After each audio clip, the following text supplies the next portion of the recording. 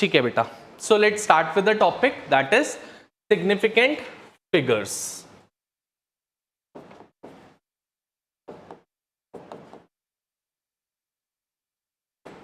Who can tell me what do we mean by significant figures? Anyone? होती क्या है significant figures?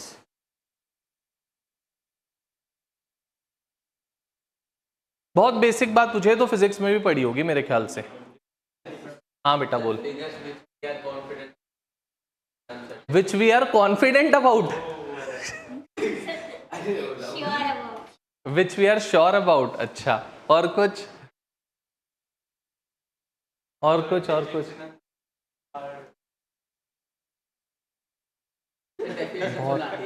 मैं तो डेफिनेशन पूछ ही नहीं रहा, मैं तो समझना चाह रहा हूं क्या होता है, मुझे बता दो बस, मैं डेफिनेशन पूछी ही नहीं। कोई एग्जांपल देके बता दो, कोई बात नहीं। मीनिंग इन और खाएगा इतनी जोर के सुनना, बहुत बेसिक बात, शायद इससे आसान कोई चीज नहीं होगी। सिग्निफिकेंट फिगर्स होती हैं किसी भी एक, यू कैन से नंबर में how many digits are there. For example 1 2 3 4, 1 2 3 4 में how many digits are there, तो बोलते हैं the number of digits in a number including the last digit whose value is uncertain. हम कभी कभी बोलते हैं ना, राउंड ऑफ करके लिख लेते हैं, वैल्यू इज अनसर्टेन, बोलता है उसको भी इंक्लूड करो, जितनी भी डिजिट्स होंगे एक पर्टिकुलर नंबर में, all that digits count out to become the significant figures. सारी की सारी digits including the last digit whose value is uncertain, we call it to be the significant figures. Example जैसे मैंने अभी बोला आप लोगों को बच्चा, 1 2 3 4, how many digits are there? So how many significant figures? 4 significant figures. ठीक है अर्षित, पक्का? फॉर एग्जाम्पल अब जरूरी नहीं है बेटा कि नॉन जीरो नंबर ही होना चाहिए, जीरो भी हो सकता है, but that zero if it is in between the non zero digit then it would be significant in nature. For example how many? 5, so there are 5 significant figures. For example 6 significant figures.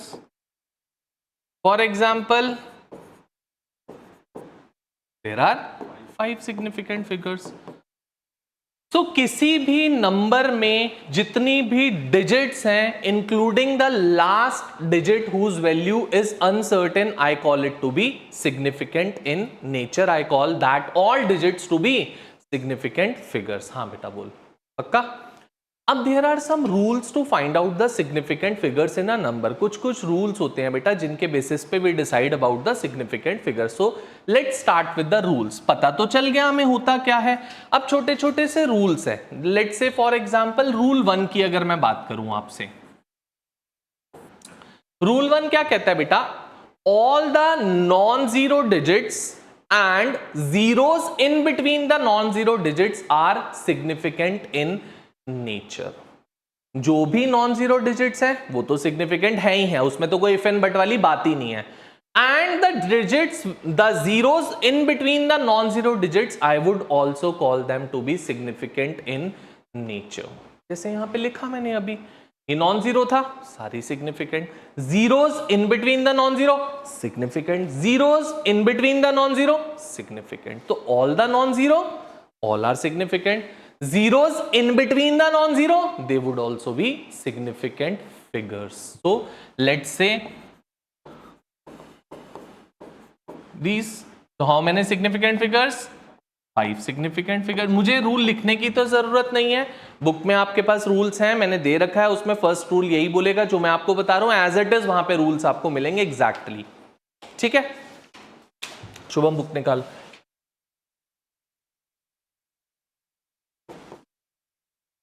Similarly, zeros in between the non-zero, they would be significant. So 5 significant figures. किसी को कोई doubt first rule में बच्चा? अच्छा, कोई doubt? पक्का? चलें आगे, खुश? चल दूं आगे? ठीक है। सेकेंड रूल क्या कहता है बेटा, ध्यान से सुनेंगे। रूल 2, रूल 2 बोलता है बेटा if the zeros are before the first non zero digit, अगर zeros before the first non zero digits होती हैं तो they would not be counted as the significant figures. Sir मतलब ये बेटा 0.0000015, let's say, how many significant figures? Zeros before the first non zero digits are not significant, तो ये सारी की सारी zeros first non zero digit के पहले है ना, तो they would not be counted in the significant figures.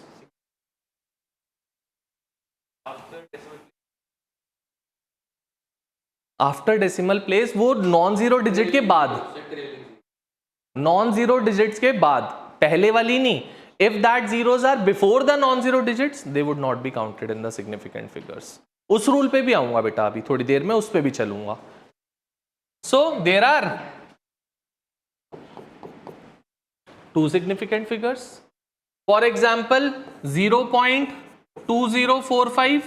So these would be significant, this would not be significant. So there would be 4 significant figures.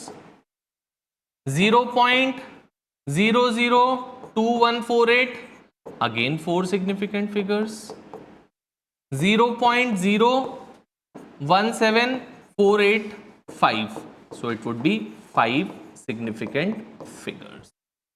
Anyone having any doubts, any problems? कुछ नहीं clear हुआ? और rule 1 rule 2 में, rule 1 कहता है सारी की सारी non zero digits and zeros in between the non zero digits are significant. Rule 2 कहता है if the zeros come before the first non zero digits then they would not be considered as significant figures. और पक्का note down जल्दी से कर लें साथ साथ, सो दैट आगे चलें। फिर जल्दी से नोट डाउन कर लेते हैं, फिर आगे प्रोसीड करते हैं। बुक दिखाइए एक बार शुभम।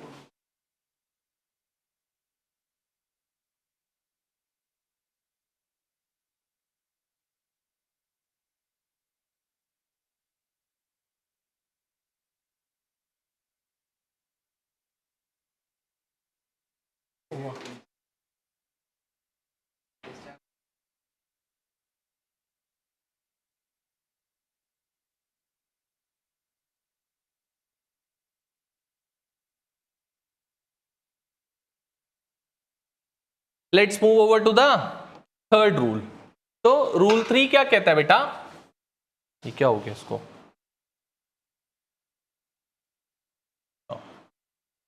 तो रूल 3 क्या कहता है? रूल 3 सेज दैट, बोलता है कि if a number ends in zeros and that zeros are to the right of the decimal point. क्या बोला? सुनना, दो कंडीशन हो सकती है, नंबर एंड हो सकता है जीरोज में और उसमें कोई डेसिमल पॉइंट नहीं है, एक ये कंडीशन हो सकती है। एक हो सकती है number is ending with zero but that zeros are to the right of the decimal point.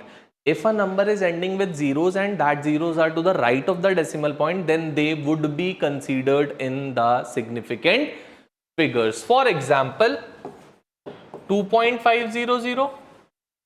Number is ending with 0, but that zeros are to the right of the decimal point, so they would be considered in the significant figures. So we would be having with, am I clear? पक्का 0.004005.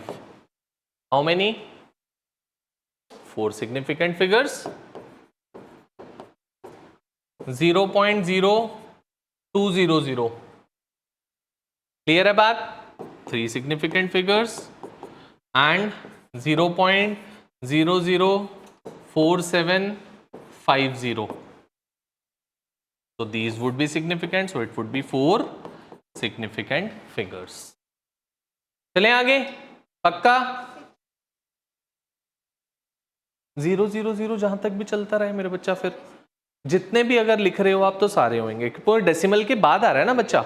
So she is saying this thing 6.000, कितने लिखूं? कितने तक ही छोड़ दूं और लिखूं? तो ये क्या हो जाएंगे? सारे सिग्निफिकेंट है बच्चा, all are significant in nature.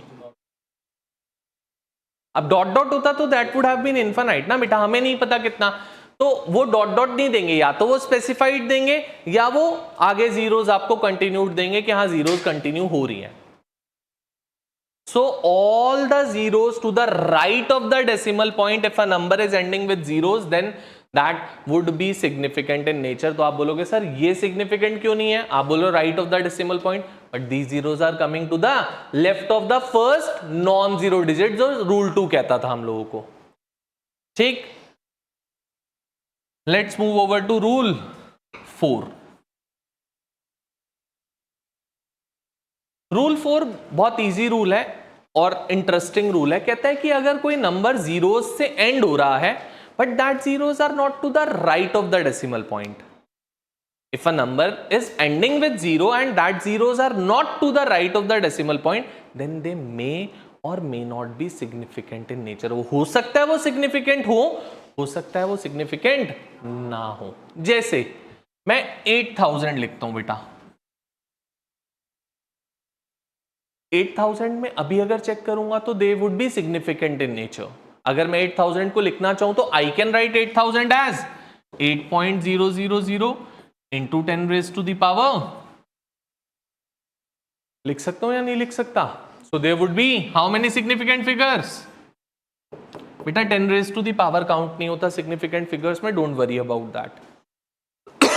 अगर मैं इसको लिखना चाहता तो I could have also written it to B, ये भी तो 8000 ही है. अगर मैं इसको लिख रहा हूं तो कुछ गलत लिखा है क्या? तो अब कितनी सिग्निफिकेंट हो गई बच्चा?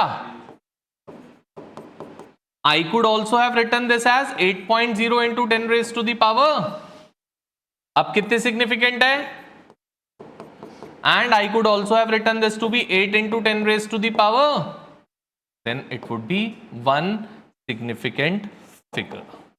तो बोलते हैं the zeros, if a number is ending with zeros then these zeros may और may not be significant in nature depending upon where you are putting the decimal point या number of zeros you are putting over there. तो मैंने इसको इन 4 तरीके से represent किया. चारों के चारों 8000 है बच्चा, बट चारों में सिग्निफिकेंट फिगर्स डिफरेंट डिफरेंट आ रही है.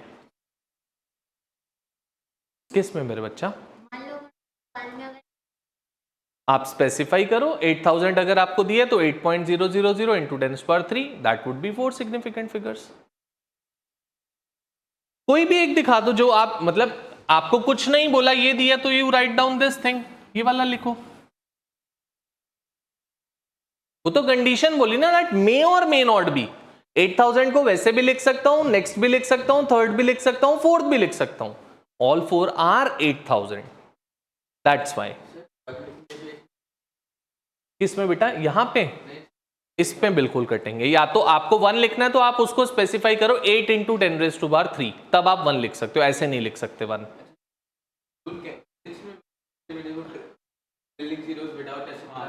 हाँ, ऑलमोस्ट वो वही बात बोलता है. अगर डेसिमल पॉइंट लगा रहे हैं तो वो एप्लीकेबल हो रहा है, डेसिमल पॉइंट नहीं लगा रहे तो वो एप्लीकेबल नहीं हो पाता. बस बात वही है, कुछ और नहीं है. अगर हम 8000 उसमें कितने बोलते हैं फिजिक्स में? तुम क्या बोलते हो उसको? 1. बट हम बोल रहे हैं कि ये जीरोस को काउंट कर भी सकते हो अगर आप इस तरीके से रिप्रेजेंट करो, क्योंकि ये तो हमने रूल पढ़ा ना, थर्ड रूल तो यही सिखा रहा था. उसकी पॉसिबिलिटीज बोली that how many possibilities of it can be there, may और मे नॉट बी देयर, यही चीज हमने बोली ना अभी, इसलिए.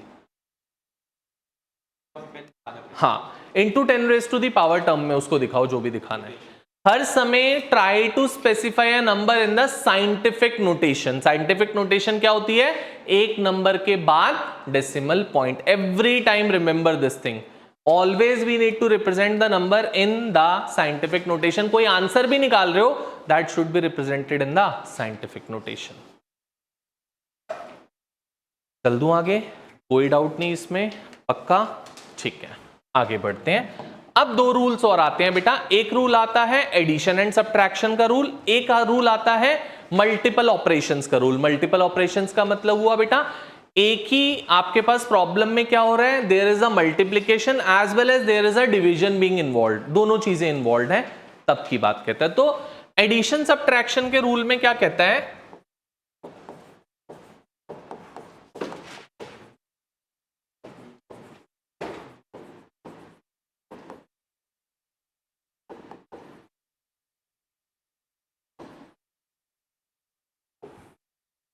क्या कहता है एडिशन सब्ट्रैक्शन के रूल में?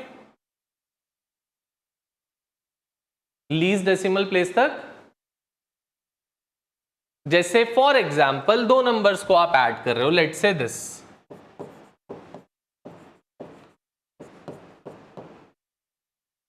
थिंग, तो आंसर क्या आने वाला है हम लोगों का?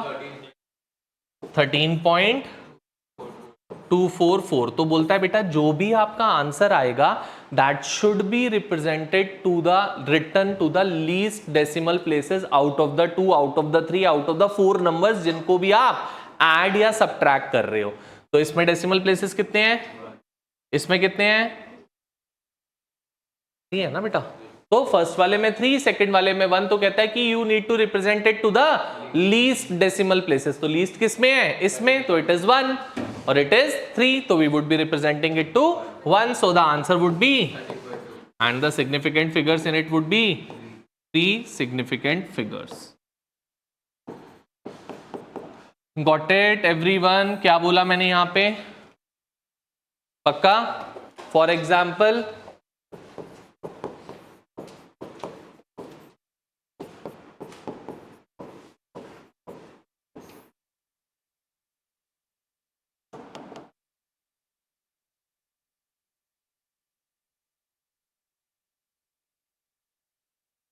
ये है बेटा। सो क्या हो जाएगा? 2413.16 यही होगा। सो कितने हैं लीस्ट डेसिमल प्लेसेस? तो 2 डेसिमल प्लेसेस, तो answer would be represented as 16.31 which would be having with any doubt to anyone? अच्छे से पक्का? हाँ जी बेटा बोलो। क्लियर? Thorough with it? चल दूं आगे? माइनस में भी यही होएगा बच्चे। चल आगे बढ़ते हैं। अब बात आती है मल्टीपल ऑपरेशंस के रूल की। मतलब एक ही आपके प्रॉब्लम में if we are having the multiple operations, multiple operation का मतलब होता है बेटा मल्टीप्लिकेशन भी हो रही हो, डिवीजन भी हो रही है, एक से ज्यादा ऑपरेशन हो रहा हो, multiplication division, addition multiplication division, addition subtraction multiplication, एक से ज्यादा कोई भी आपके पास ऑपरेशंस अगर हो रहे हैं तो उसमें ये वाला रूल लगेगा, अब जो मैं बताने जा रहा हूं आपको। So the rule says, that is rule for multiple operations.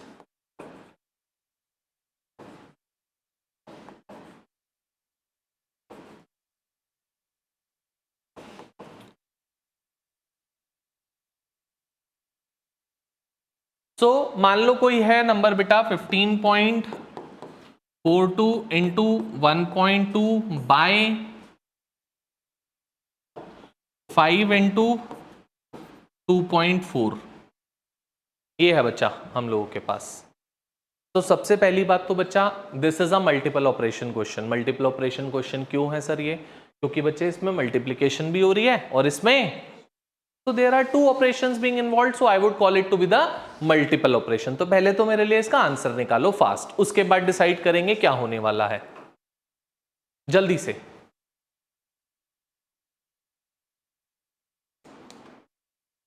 शगुन हाथ से लिखकर मल्टीप्लाई डिवाइड होता है, देखने से नहीं होता।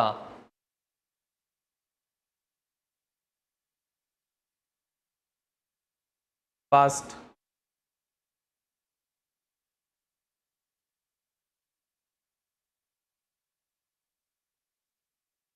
आंसर बेटा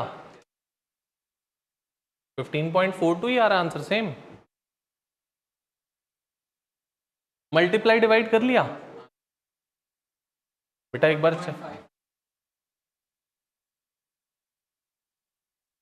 देख ले अच्छे से क्या आ रहा है एक बार। 15.42 इंटू 1.2 क्या आ रहा है ये बताओ चलो, ये मल्टीप्लाई करके, अच्छा ये काट दिया 2 आ गया 10, 15.42 बाई 10, तो 1 पॉइंट समथिंग आ रहा है मेरे बच्चा, 1.5। तो बोलता है अगर आप मल्टीपल ऑपरेशंस वाला कोई एग्जाम्पल कर रहे हो, मल्टीपल ऑपरेशंस का कोई सम कर रहे हो, तो उसमें कहता है जिस भी नंबर में least number of significant figures होंगी एक्सक्लूडिंग द एग्जैक्ट नंबर, मतलब इसको एक्सक्लूड कर दो। एग्जैक्ट नंबर है तो उसको एक्सक्लूड कर दो, तब जो least number of significant figure होंगे answer would be represented to that. So कितनी है लीस्ट? तो answer should be that's it, that is having with 2 significant figures. बोलो मेरे बेटा. बच्चे अगर नेक्स्ट नंबर 5 या 5 से बड़ा होता तो राउंड ऑफ करती ना, अभी तो 4 है. लेट्स से फॉर एग्जांपल ये आता 1.55, then I would have taken it to 1.6. अभी नहीं ले सकते क्योंकि next number is not greater than that और equal to 5. That's why round off case is applicable if the next number is either equal to or greater than 5. 5 से बड़ा या 5 के इक्वल होगा तभी आप राउंड ऑफ वाला केस लेते हो, otherwise round off case is not applicable. ठीक है, पक्का? Significant figures are overall being done. कुछ पूछना है तो प्लीज पूछो. हाँ जी बेटा, हम 5 में तो एक ही बोलेंगे अभी हम, क्योंकि हमने कोई डेसिमल पॉइंट नहीं बताया ना उसका. डेसिमल पॉइंट नहीं बताओगे तो आप इनफाइनाइट कैसे कह सकते थे? आप उसको या तो रिप्रेजेंट करो, जैसे पाई में कह रहा था उसमें इनफाइनाइट इसलिए कह रहा हूं बच्चा क्योंकि वो नॉन टर्मिनेटिंग है. ये तो एग्जैक्ट नंबर है, how can it be non terminating?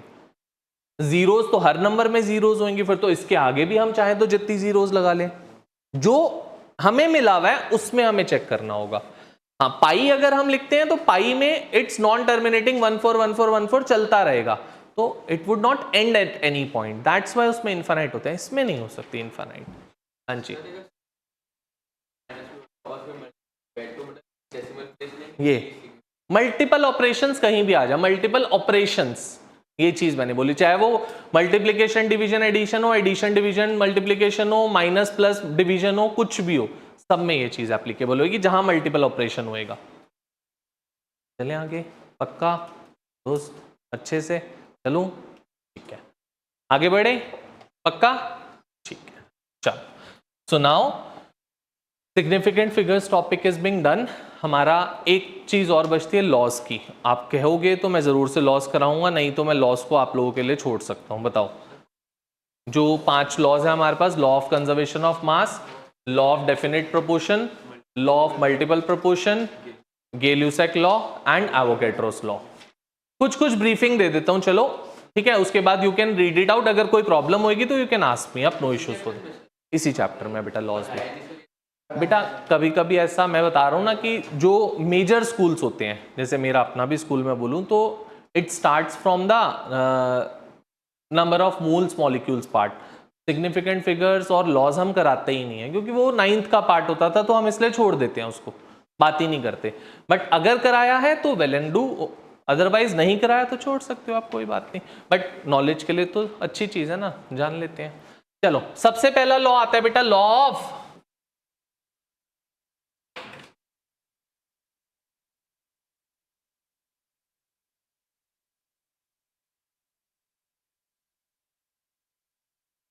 Law of conservation of mass. Who can explain मी जल्दी से?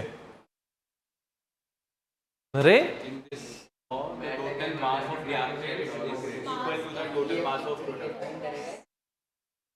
इसने भी जो बात बोली है वो भी है. What she is saying that is also there. नाम से ही पता लग रहा है. That is law of conservation of mass means बेटा mass of the reactants would always be equal to the mass of the products. Meaningly mass can neither be created nor be destroyed, it can be transformed from one form to another. मतलब आप reactant से उसको product बना सकते हो, product से उसको reactant back बना सकते हो, but it can neither be created nor be destroyed.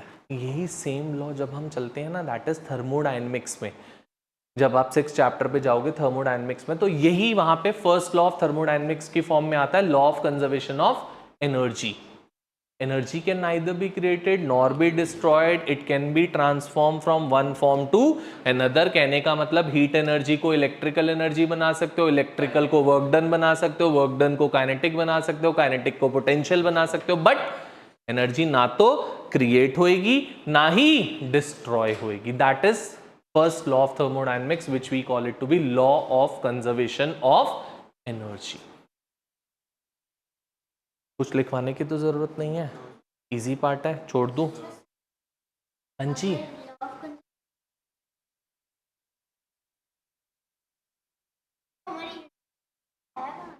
बेटा बात होती है सारी की, वो कहता है कि मैटर क्रिएट नहीं हो सकता, डिस्ट्रॉय नहीं हो सकता, ये नहीं बोलता। कहता है that mass can neither be created nor be destroyed. Mass किसी भी चीज का ना आप क्रिएट कर सकते हो ना आप एक्स्ट्रा मास डिस्ट्रॉय कर सकते हो। मतलब अगर रिएक्टेंट में कुछ मास है, कुछ चीजें हैं, तो इवेंचुअली वो प्रोडक्ट्स फॉर्म करके देंगी और दोनों का मास इक्वल होएगा। डिफरेंस ऑफ मास नहीं आ सकता। जब जैसे हम अनबैलेंस्ड इक्वेशन लिखते हैं तो डिफरेंस ऑफ मास आता है ना, तो हम इक्वेशन को बैलेंस करते ही क्यों थे? To obey the law of conservation of mass. ये कहने का मतलब होता है इसका। जो भी चीज रिएक्टेंट में है या तो वो एज इट इज रहेगी या वो प्रोडक्ट में कन्वर्ट हो रही है, तो equal mass of the reactant would get converted to equal mass of the product. Mass of reactant और प्रोडक्ट चेंज नहीं हो सकते, सेम रहेंगे ही रहेंगे। That is the thing. ठीक है। सेकंड क्या होता है? लॉ ऑफ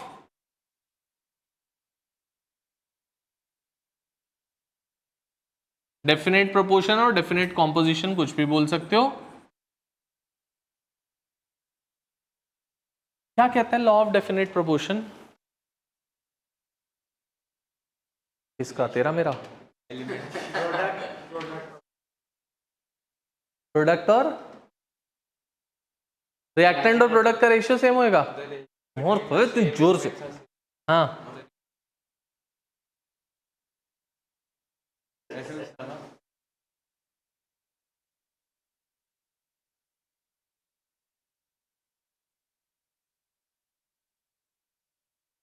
बोलता है if a compound is formed by the same element then they always be having the same ratio of their masses. मतलब चाहे वाटर मैं ये वाला लूं, चाहे वाटर आपके घर का लूं, चाहे वाटर रिवर का लूं, चाहे वाटर पॉन्ड का लूं, चाहे वाटर लेक का लूं, चाहे वाटर ओशन का लूं, चाहे वाटर सी का लूं, कहीं का भी वाटर लूं, वाटर तो हर समय मेरे बच्चा यही होगा ना, तो मेरे बच्चा उसमें H विद O का ratio would always remain to be same. मतलब 2:1 या 2:2, पहले अगर मैं कहना चाहूं तो वो मास का रेशियो है 2:16।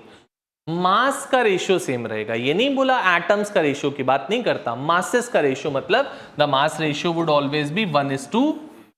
चाहे किसी भी जगह का वाटर ले लो, पूरे यूनिवर्स में से कहीं से भी वाटर उठा के देख लो, वाटर में हाइड्रोजन और ऑक्सीजन का ratio would be 1:2 every time. वो कभी चेंज नहीं होने वाला रेशियो, दैट्स फॉर श्योर। पक्का? आगे चल सकते हैं। बोलो, इसकी कुछ लिमिटेशंस भी होती हैं शायद, होती हैं क्या?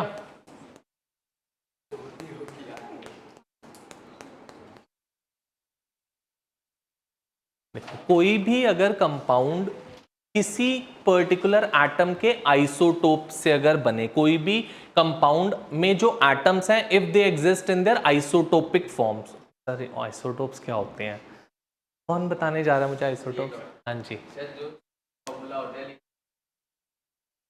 ऐसे इतनी दूर से आ जाएगा सीधा। सेम एटॉमिक नंबर होता है, मास होता है, नंबर होता है। The atoms of same element having same atomic number but different atomic mass। जैसे कार्बन, कार्बन 12 में भी एग्जिस्ट करता है, कार्बन 14 में भी एग्जिस्ट करता है, दोनों में एग्जिस्ट करता है। तो मतलब अगर मेरे पास बच्चा कार्बन डाइऑक्साइड है, लेट्स से एक कार्बन डाइऑक्साइड मैंने दिल्ली की कलेक्ट करी, दूसरी कार्बन डाइऑक्साइड मैंने मुंबई की कलेक्ट करी, लेट्स से, सो दोनों में कार्बन और ऑक्सीजन ही है ना बच्चा। So carbon is to oxygen का ratio of Delhi would be 12:2, यही होएगा बच्चा।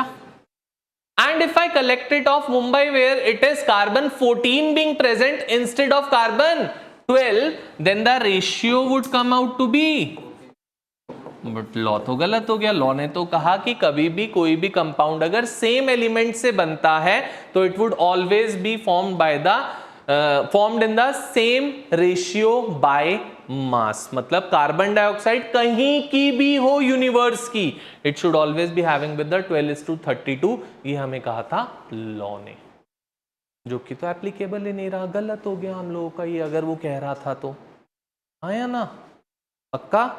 तो बोलता है कि अगर, अब इसका रिवर्स भी सेम होना चाहिए, मतलब अगर कार्बन और हाइड्रोजन या कार्बन और ऑक्सीजन 12:32 के रेशियो में कंबाइन हो रहे हैं कभी भी, तो they should always be forming the carbon dioxide, but that is also not being applicable. Sir कैसे?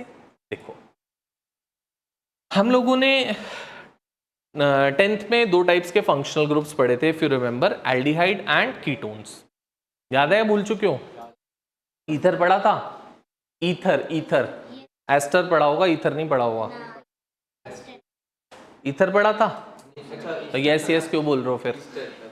ईस्टर नहीं होता, एस्टर होता है, ईस्टर। अब एक तो ये होगी ड्रॉबैक दैट की this law is not being applicable to the atoms और elements which exist in their isotopic forms. Second drawback क्या कहती है, सुनना अच्छे से। बोलती है at times it could be applicable that same elements are combining with the same ratio of their masses, but then also the compound formed are different. Same element combine हो रहे हैं, same ratio by mass से combine हो रहे हैं, but उनका जो resultant product मिल रहा है वो दो अलग अलग मिल रहे हैं। ये कैसे? ये देखो जरा, एक मैंने क्या ले लिया बच्चा, let's say I took aldehyde, दूसरा मैंने क्या ले लिया बच्चा, लेट्स से आई टुक, ऐसा ही होता था ना कुछ कीटोन। अब दोनों में अगर चेक करोगे तो कार्बन हाइड्रोजन ऑक्सीजन तीन चीजें हैं, रेशियोज चेक करें एक बार, आओ। Carbon is to hydrogen is to oxygen, carbon is to hydrogen is to oxygen. बच्चा तीन कार्बन एटम्स हैं तो it would be 36 is to hydrogen, 6 is to, इधर आओ, 36 इज टू 4 कहां से आ गया, 6 इज टू, आ रहा है बेटा, सेम एलिमेंट्स कंबाइन हो रहे थे, सेम रेशियो बाय मास में कंबाइन हो रहे हैं, बट फिर भी प्रोडक्ट्स। तो these are the two major drawbacks of the law of definite proportion. Am I clear? पता नहीं बेटा, एनसीईआरटी पुराने जमाने की बनी हुई है ना, थोड़ी सी अपडेट नहीं हुई बहुत टाइम से। नहीं दिए क्या एनसीईआरटी में? ये नहीं दिए, मैंने कभी पढ़ी नहीं ना, इसलिए मुझे पता भी नहीं है। उसके स्टार्टिंग में तो उसमें वो होता है ना, कंटेंट से पहले का प्रीफेस देखते हैं कि बिल्कुल अपडेटेड सिलेबस। बेटा ये एनसीईआरटी पता है कब की पब्लिश्ड है? पता है तुझे? 2009 2006 की अपडेटेड है ये एनसीईआरटी। 2006 में ये पब्लिश हुई थी एनसीईआरटी, 6-7 में, 7 से 24 तक एक ही एनसीईआरटी चल रहा है, not even a single word have changed. अब सोचो, हाँ मैं बोल तो रहा हूं कि 2006-7 की अपडेटेड है ये, 6-7 में अपडेट हुई थी फर्स्ट। कटते भी कहां, अब जैसे इस बार अभी 2-3 साल से कटने लगे हैं तो नई पब्लिश कर देते हैं उन चैप्टर्स को रिमूव करके, और थोड़ी ना कुछ कर रहे हैं, एग्जैक्ट वही कंटेंट है। आप अगर 2009 या 8 वाली भी लोगे तो एग्जैक्ट चीज मिलेगी आपको सब, उसमें कुछ डिफरेंस नहीं मिलेगा। सिलेबस चेंज होने से क्या होता है, चैप्टर ही तो 1-2 डिलीटेड हुए हैं और थोड़ी ना कुछ हुआ है, कुछ नया एड ऑन थोड़ी ना हुआ ना, चैप्टर में कोई एक सिंगल टॉपिक भी एड ऑन नहीं हुआ। चले आगे बेटा, पक्का?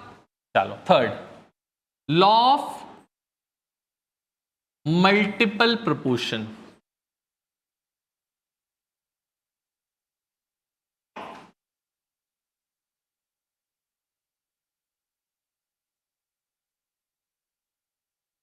सुनना अब अच्छे से, बोलता है if two compounds are being formed, two or more compounds are being formed by the same element, then if the mass of one of the element remain constant, then the other one bears the whole number ratio to one another। कहता है दो या दो से ज्यादा compounds अगर same element से बन रहे हैं, जैसे carbon dioxide, carbon monoxide, same element से बन रहे हैं दो different compounds, then if one of them is having their mass constant, जैसे कार्बन का मास कांस्टेंट होएगा दोनों में, कार्बन डाइऑक्साइड में भी, कार्बन मोनोऑक्साइड में भी एक ही कार्बन है ना, तो 12-12 होएगा दोनों में। बोलते हैं then the other atom will bear a simple whole number ratio to one another. Sir example दो जरा, ये देखो बेटा, सल्फर और ऑक्सीजन से I get sulphur dioxide and sulphur dioxide, sulphur trioxide. Ratio क्या बच्चा, सल्फर का मास होता है 32:32, किसी को दिक्कत? बोलता है if out of the two या out of the three one of the atoms mass is constant, then the other one will bear a simple whole number ratio to one another, that is 2:2. This is law of multiple proportion.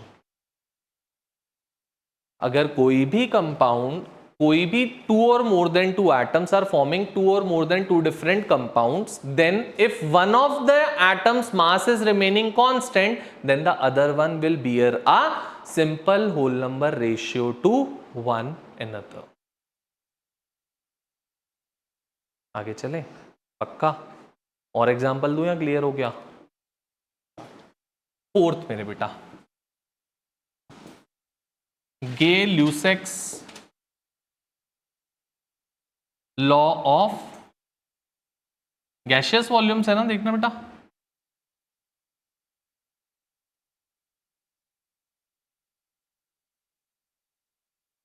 Now who can explain me this thing, Gay-Lussac's law of gaseous volumes?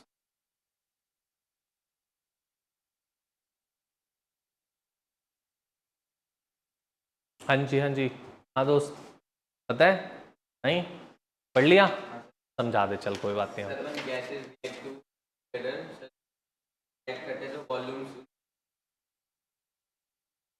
बोलता है when two और more gases are combining together to form the product, then the ratio of the volumes of different gases combined to that of the product also, if that is also a gas, they bear a simple whole number ratio to one another. मतलब sir, मतलब कहने का बच्चा, एक example ले लेता हूं, let's say H2 gas plus O2 gas gives H2O liquid है, मान लो ये, तो अगर वो लिक्विड हो गया तो उसको भूल जाओ, उससे कोई मुझे मतलब नहीं है। मुझे किससे मतलब है?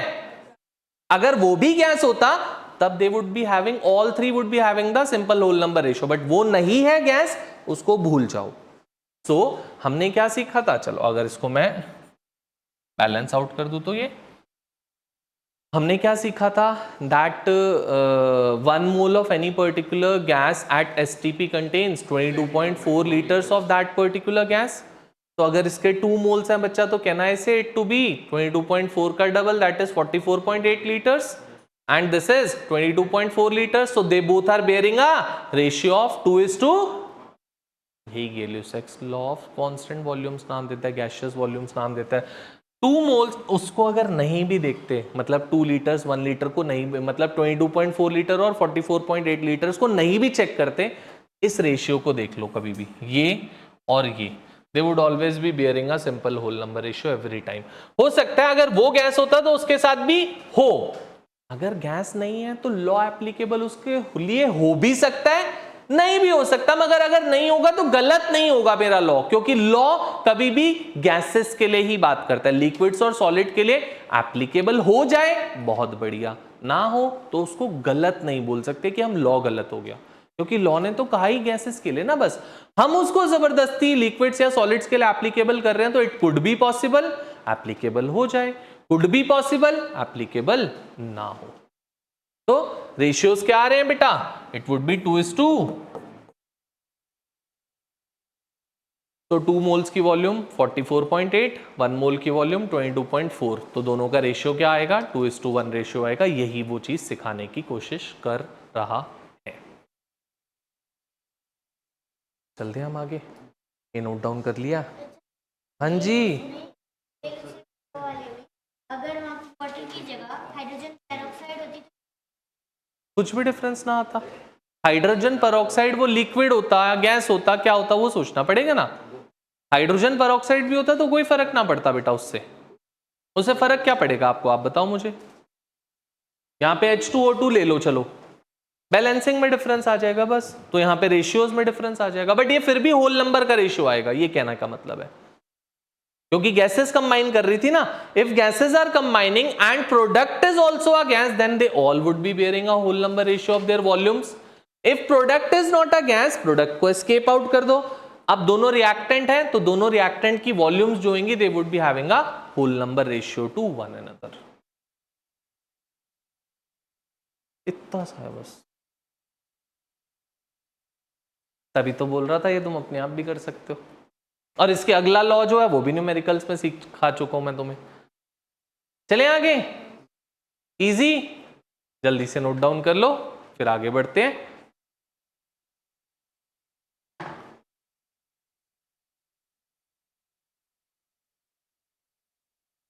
ठीक है, लास्ट लॉ आता है बच्चा, फिफ्थ लॉ, दैट इज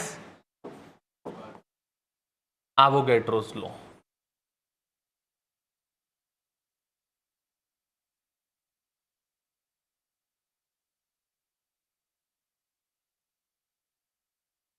क्या कहते हैं एवोगैड्रोस लॉ?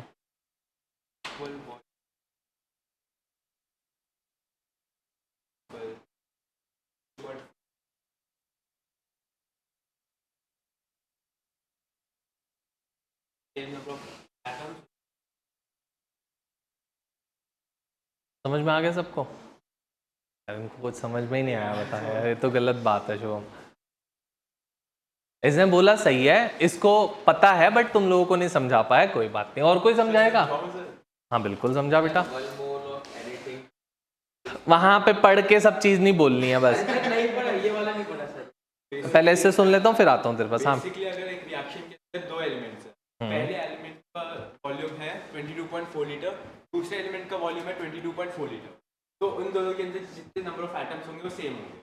तो बेसिकली हमने पढ़ा था 21 मोल या फिर 6 एटम्स। ठीक है। हाँ बेटा तू बोला, कोई बात नहीं, जो तू बोल रहा था तू बोल, कोई बात नहीं, सेम था तो भी हम सुन लेते हैं।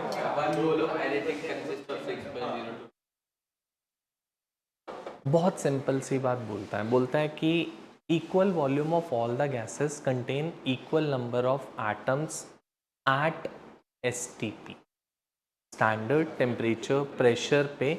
अगर किसी भी गैसेस की बात करता है, अगर किसी भी गैस के 22.4 लीटर्स हैं, किसी भी गैस के यूनिवर्स में, चाहे वो CO2 हो, H2O, CO हो, SO2 हो, SO3 हो, H2O5 हो, कोई भी गैस हो, any particular gas at STP, equal volume of all the gases would contain equal number of atoms, और अगर वो मॉलिक्यूल है तो मॉलिक्यूल्स इन देम। एटम्स और मॉलिक्यूल्स कुछ भी हो सकते हैं बच्चा, वो दोनों में से, ठीक है। It could be either atoms, it could be either molecules. Gas पे डिपेंड करेगा ना बच्चा, वो गैस जो है वो एटॉमिक गैस है या वो मॉलिक्यूलर गैस है। जैसे एटॉमिक गैस की बात करूं तो हीलियम, आर्गन, नियॉन, ये सब एटॉमिक गैसेस है। बट अगर मॉलिक्यूलर गैस की बात करूंगा, SO2, SO3, CO2, CO, N2O5, N2O3, NO, NO2, these all are the molecular gases. So equal volume of all the gases at STP contains equal number of atoms or molecules in them. जैसे मान लो क्या है, 22.4 liters of CO2 gas, 22.4 liters of CO gas, 22.4 liters of SO2 gas, 22.4 liters of N2O gas, 22.4 liters of N2O5 gas, any other gas, कोई भी ले लो, these all would be at STP, पहली बात, these all would be equal to, सबसे पहली बात, they all would be equal to, and 1 मोल में जो नंबर ऑफ एटम्स और मॉलिक्यूल्स होंगे दे would B same, that would be, these all would be equal to 6.022 into 10 raised to the power 23 either atoms अगर atomic gas हो or molecules if the gas is molecular. तो मैं numericals में सिखा के आ चुका हूं आप लोगों को कि 22.4 litres is equal to 1 mole is equal to Avogadro's number of atoms और molecules but at standard temperature pressure conditions which is 298 kelvins and 1 atm pressure.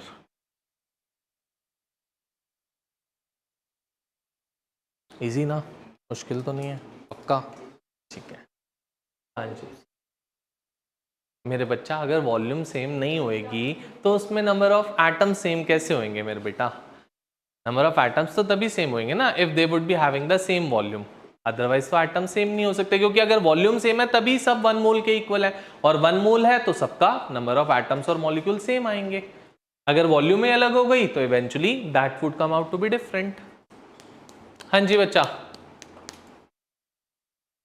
हाँ जी.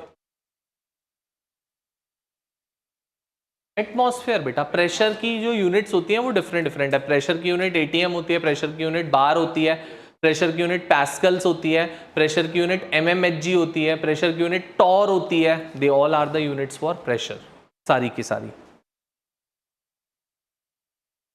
हाँ जी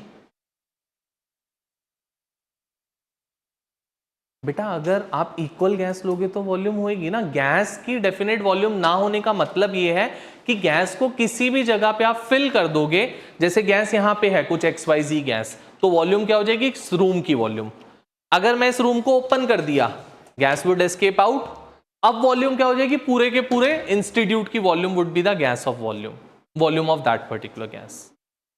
अगर आप एक पर्टिकुलर बीकर में उसको कंटेन कर रखा है तो volume of gas would be the beakers volume ना, जब तक आप उसको एस्केप आउट नहीं होने देते.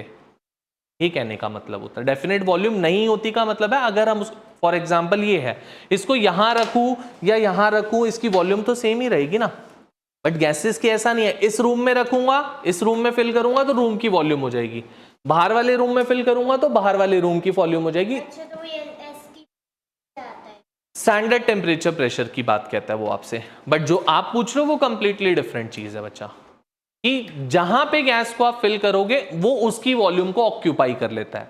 कहने का मतलब है 1 मोल की वॉल्यूम इस ये वाला रूम भी हो सकता है अगर हमने एसटीपी कंडीशन या कुछ नहीं बोली है तो, और ये वाला रूम ना हो के पीछे वाला रूम भी हो सकता है, कंप्रेस करके उसी रूम में मैंने सारी फिल कर दी गैस, तो volume of the gas would be the volume of smaller room. It could be possible वो सारी गैस को कंप्रेस करके मैं ऑफिस में फिल कर दूं, the volume of the gas would be the volume of that office. Now हो सकता है उस वॉल्यूम को आप क्या करो, उस गैसेस को सारे अपने बॉटल में फिल कर लो, तो the volume of the gas would be the volume of bottle. Now depends कि उसको कहां फिल कर रही है बच्चा, तू उस पर डिपेंड करता है. क्लियर? अच्छे से थॉरोली, पक्का?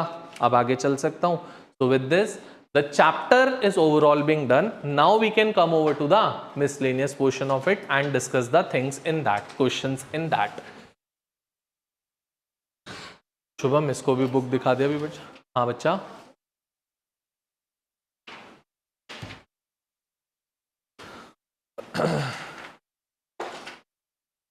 चले, चलो कुछ क्वेश्चंस मैं करा देता हूं, 2-3 क्वेश्चंस मैं करा देता हूं जो मेरे को कराने हैं, और आप करके रखोगे, डाउट्स को मैं डिस्कस करूंगा आप लोगों से. जैसे क्वेश्चन नंबर 2 हो गया, 3 हो गया, फिर क्वेश्चन नंबर और 5 हो गया. 2, 3, 5 all 3 are the same questions. 2, 3, 5 तीनों के तीनों सेम है, तो I am doing with the question number 2 with you पहले. ठीक है, 3 और 5 एग्जैक्टली सेम क्वेश्चंस है. So let's come over to the question number. Harshad, molarity पता है बेटा क्या होती है? क्या होता है? कोई बात नहीं, थोड़ा बहुत ही बता.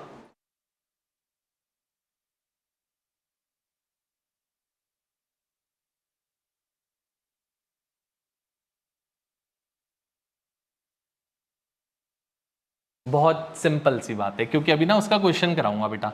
जैसे हम किसी भी एक सॉल्यूशन को बोलते हैं ना, एक सॉल्यूशन कॉन्सेंट्रेटेड है या डाइल्यूट है, कितना कॉन्सेंट्रेटेड है कितना डाइल्यूट है, वो किससे पता लगता है? कॉन्सेंट्रेशन टर्म से। उसमें से एक कॉन्सेंट्रेशन टर्म आती है मेरे बच्चा, मोलैरिटी, जिसकी फॉर्मूला क्या बोलता है? Number of moles of solute के नंबर ऑफ मोल्स बाय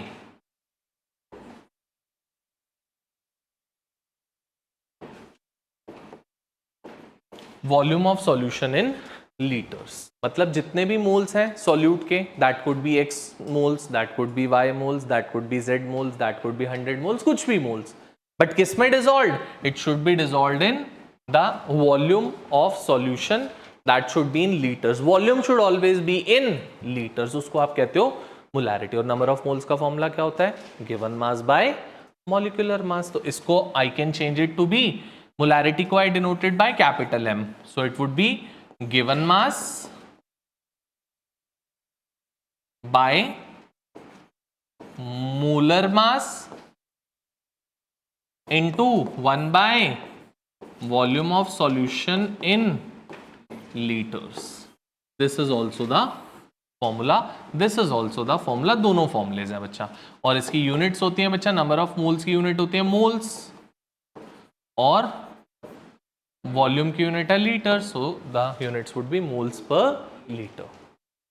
बस इतनी सी चीज याद रखनी है। चलो आओ क्वेश्चन नंबर 2 स्टार्ट करें। चल शुभम पढ़, सुनेंगे बेटा अच्छे से सेकंड क्वेश्चन।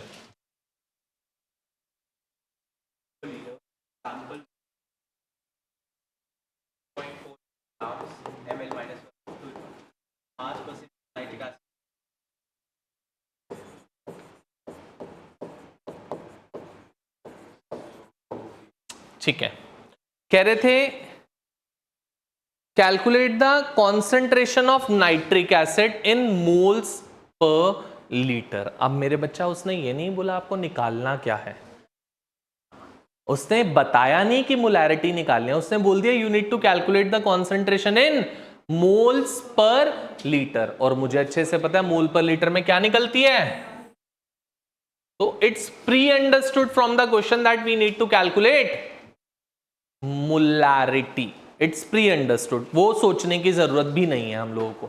अब आओ क्वेश्चन पार्ट पे। डेंसिटी आपको सॉल्यूशन की दे दी बच्चा, उसने कितनी 1.41 ग्राम पर ml, और कॉन्सेंट्रेशन दे दी कितनी 69% HNO3 है हमारे पास, ये बोल दिया। हमने क्या सीखा हुआ है? सबसे पहली चीज, कभी भी क्वेश्चन में अगर हमको परसेंटेज दी होती है तो what we need to do, let mass of solution be, ले लो बच्चा, let mass of solution be 100 grams, mass of water कितना हो जाएगा, HNO3 कितना हो जाएगा बच्चा? बच्चे अगर मैंने टोटल सॉल्यूशन 100 माना है तो HNO3 69%, so shall I say it to be 69 grams. बोलो यस और नो? ठीक है, और रिमेनिंग क्या हो जाएगा, since it's an aqueous solution तो mass of that would be, बेटा अगर कुछ मेंशन नहीं होता, क्या उन्होंने सॉल्वेंट मेंशन किया हमको कुछ? अगर कुछ भी मेंशन नहीं होता तो we always have to take water to be the solvent. या तो वो मेंशन करें, नहीं मेंशन करते तो आपको अंडरस्टूड है कि वो वाटर ही हो सकता है, सॉल्वेंट और कुछ नहीं होगा। हम और किसी को एज्यूम नहीं कर सकते, बट वाटर को एज्यूम कर सकते हैं हम। चले अब बच्चा, since we need to calculate the molarity, बच्चे मोलैरिटी में क्या चाहिए होती है, क्या है क्वेश्चन में? वॉल्यूम है, डेंसिटी है, मास है, वॉल्यूम निकाल लेते हैं। तो volume of solution would be mass of solution bye, अभी भी आप लोग गलती करते हो इसमें, क्या इसको डेसिमल्स में निकालने की कोशिश करते हो। No need to calculate it in decimals बेटा, मैंने पहले भी सिखाया है, फिर बोल रहा हूं, क्या हमारे को क्वेश्चन में वॉल्यूम निकालनी है? क्यों निकालना है फिर डेसिमल्स में? छोड़ो ना उसको फ्रैक्शंस में यार, क्यों हम कैलकुलेशन यहां भी करें फिर मोलैरिटी में जाके भी करें, क्यों करना है? Easiest way, keep it in fractions. So mass of solution कितना है मेरे बच्चा? 100 grams. By density of solution कितनी है मेरे बेटा?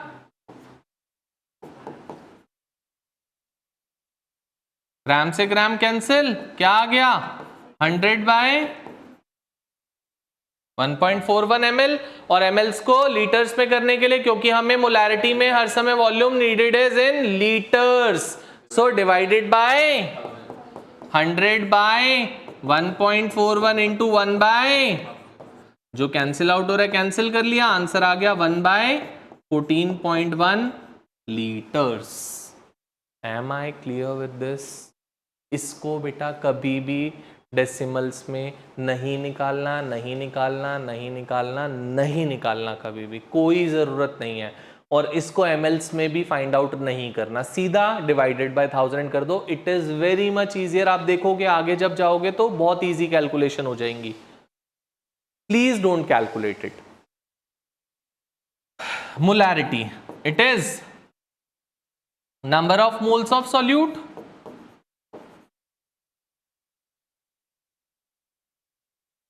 by वॉल्यूम ऑफ नाइट्रोजन बेटा 14 होता है. तो नंबर ऑफ मोल्स का formula given mass bye given mass कितना है मेरे बेटा? मोलर मास HNO3 का H is 1, N is 14, O3 is 16 into 3 48 comes out to be, so it would be 69 by into 1 by volume of solution, जो कि कितनी है? 1 बाय, तो it comes out to be 69 by 63 into 14.1 होगा ऐसा. 69 by 63 क्या आ रहा है? 1.07 समथिंग ऐसी आएगा. 69 divided by 63, 1.60 0 600 0 I think so 9 आ जाएगा. 1.09 इंटू 14.1. अब देखो कितनी इजी कैलकुलेशन हो चुकी है. 109 9 36 3 12 0 0 0 141 9 6 3 5 यही आ रहा है. 15.369 क्या आ रहा था वैसे? 15.44. चलो मतलब आप लोगों ने थोड़ी सी कैलकुलेशन में, ये मैंने अलग से डिवाइड करके मल्टीप्लाई किया, आपने वैसे ही कर दिया होगा तो आ रहा है, वैसे कोई दिक्कत नहीं. 15.369 या 37 कुछ भी ले सकते हैं, moles per litre. Easy, clear, खुश, समझ में आई बात? पक्का? शगुन, देविका, पक्का? अच्छे से? चल, अगर क्लियर है अच्छी बात है, वेल एंड गुड. जल्दी से मेरे को एक क्वेश्चन कर दो. अब आप लोग आ जाओ जल्दी से. क्वेश्चन नंबर, चलो you try question number 5th now. Question number 5th, go for it. 5th question similar, exactly identical, same terms पे है. If you have any problem you can cross check this answer. Yes, so they are saying that 14th question miscellaneous, that there is a solution which is 3 molar NaCl solution and its density is 1.25 gram per ml. आपसे पूछा what would be the molality of this solution. इस solution की molality क्या होगी वो बताओ. मतलब small m निकालना है, क्या होगा? small m कैसे निकालते हो? number of moles by mass. अच्छा, कौन मुझे समझाने वाला है 3 मोलर NaCl का मतलब क्या है? 3 मोलर NaCl मीन्स वो तो मुझे पता है, कैपिटल M लिखा तो मोलैरिटी ही होगा.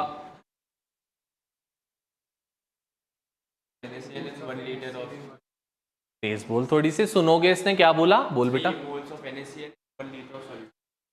कोई भी मोलैरिटी दे रखी हो, कितनी भी मोलैरिटी दे रखी हो, उसका मतलब होता है उतने moles are dissolved in 1 litre of solution. ये फिक्स्ड है, यूनिवर्सल है। जो भी मोलैरिटी दी है मतलब that many moles are dissolved in 1 litre of solution. याद रहेगी इतनी बात। तो क्या बच्चा, इसके लिए मैं ये लिख सकता हूं,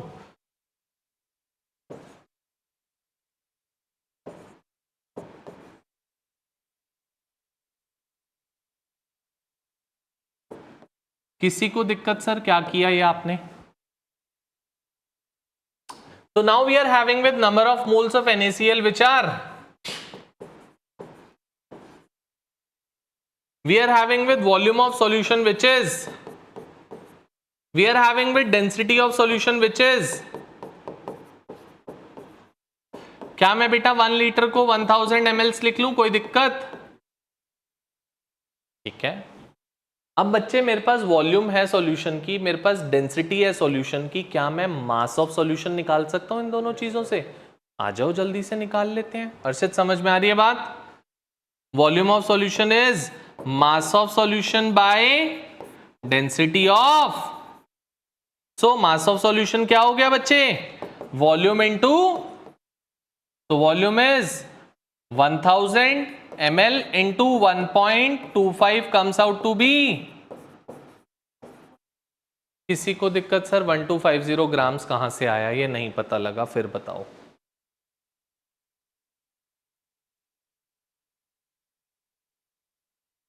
बोलो बोलो बोलो जल्दी से, पक्का? चले। अब मेरे बच्चे आपके पास मास ऑफ सॉल्यूशन है, number of moles of solute है, तो नंबर ऑफ मोल्स से तो ऑटोमेटिकली मास आ सकता है, क्योंकि नंबर ऑफ मोल्स का फॉर्मूला क्या होता है? Given mass by molar mass, और NaCl का मोलर मास भी no, Na is 23, Cl is 35.5। तो अब मैं क्या कर रहा हूं, मास ऑफ NaCl निकाल रहा हूं बच्चे। That would B number of moles into its molar mass which is 3 into 58.5, क्योंकि Na is 23, Cl is 35.5। तो यहां से क्या आ जाएगा बच्चा? It would somewhere comes out to be 175.5 grams.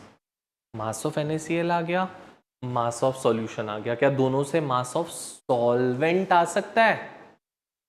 Solution है, सॉल्यूट है, सॉल्यूशन माइनस सॉल्यूट करके सॉल्वेंट आता है। वही काम करना है, क्योंकि मुझे यहां क्या चाहिए? मास ऑफ सॉल्वेंट ही चाहिए था ना, पक्का? सो मास ऑफ सॉल्वेंट क्या हो जाएगा बच्चा? 1250 minus 175.5 comes out to be 1074.5 grams.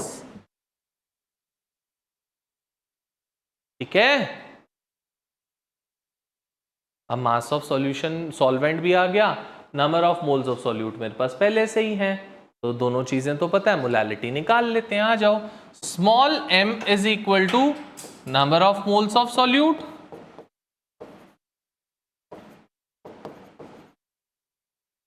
Bye mass of solvent in kgs. तो नंबर ऑफ मोल्स कितने हैं बच्चे? 3। अब बेटा अगर इसको केजीज में लिखूं तो क्या लिख सकता हूं? 1.0745। ग्राम्स में ये है, केजीज में करने के लिए डिवाइडेड बाय 1000 करेंगे ना, तो लिख लूं 1.0745 which is 30,000 by 10745 which comes out to be somewhere around to be 2.79 moles per kg. That's it. Good question. It could be asked in the reverse manner also. Reverse manner क्या मतलब? Molality दे दी, molarity पूछ ली आपसे, उसको भी ऐसे ही करोगे, molarity से molality, molality से molarity by using the density. ठीक है बच्चा, पक्का समझ में आया? आया? सच सच। ठीक है बच्चे, किसी को कोई डाउट्स हैं, कोई प्रॉब्लम्स हैं तो पूछ सकते हो, नहीं तो now it's all your work. Try to go for the miscellaneous questions, all other questions बहुत सारे मैं करा चुका हूं, इसमें से कुछ कुछ बचे हैं. You would try yourself and doubts and problems we would be discussing in next class in the last half an hour or somewhere around to be 20 minutes. पहले मैं structure of atom से बात करना start कर दूंगा, but last 20 minutes में we can discuss that thing. ठीक है, जो भी आपके डाउट्स प्रॉब्लम्स होंगे, ऐसे ही अगर और भी डाउट हो जाएंगे उसके नेक्स्ट क्लास में भी कर सकते हैं, कोई प्रॉब्लम नहीं है. सोचना पड़ेगा. मास दे रखा है, परसेंटेज दे रखी है. मास दे रखा है, परसेंटेज दे रखी है. We need to calculate the average of it. Average कैसे निकालते हैं आप सोचो, कैसे करेंगे वो सोचो आप क्या करना है. ठीक है, पक्का. चलो, so let's meet in the next class. Then we would be discussing about the structure of atom first thing, and then आपके जो डाउट्स होंगे लास्ट 20 मिनट्स में आपके डाउट्स. ठीक है.